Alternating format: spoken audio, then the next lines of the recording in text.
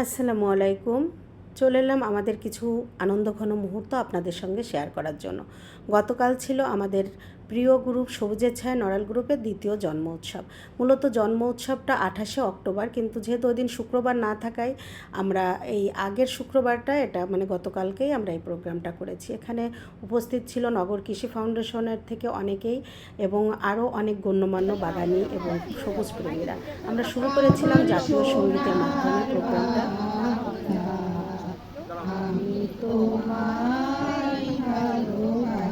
এবং এরপরে আমরা চলে আসি কেক কাটা পর্বে। আর কেকটা এত চমৎকার ছিল, সবুজ ঘাস, ফুল, সব কিছু মিলিয়ে অচমৎকার একটা কেক ছিল। আর কেক কাটার অধীর আগ্রহে অপেক্ষা করছিল প্রত্যেকেই।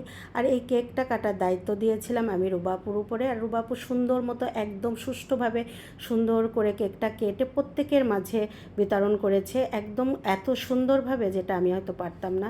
তারপরে চলে এলাম আমরা গাছ বিতরণীতে। গাছ বিতরণীর ভিতরে ছিল প্রত্যেকেই আমরা দিয়েছি গোল্ডেন 8 পেয়ারার চারা এবং সিডলেস পেয়ারার চারা, এছাড়া বিভিন্ন বীজ ছিল।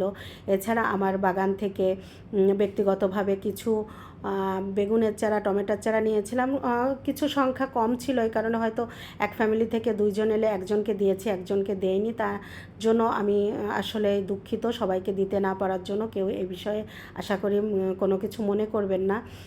আর এই যে তারপরে আমাদের হায়দার ভাই আমাদের জন্য কিছু বীজ এনেছে, যেটা আসলে আমি পরবর্তীতে সবার ভিতর মানে বিতরণ করে দিব। আর অর্ভিকে দেওয়া হয়েছিল শ্রেষ্ঠ পোস্টদাতার সম্মাননাও। আসলে অনেক বেশি পোস্ট করে প্রতিদিনই।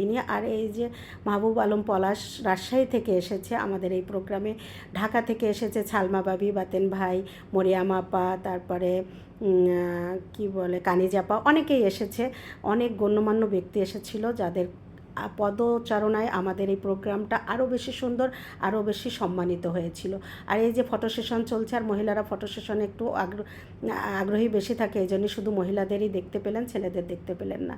এরপরে চলে এলাম আমরা লাঞ্চের মেনুতে ছিল কাচ্চি বিরিয়ানি এবং রোস্ট, সঙ্গে পানি এবং কোল্ড ড্রিঙ্কস।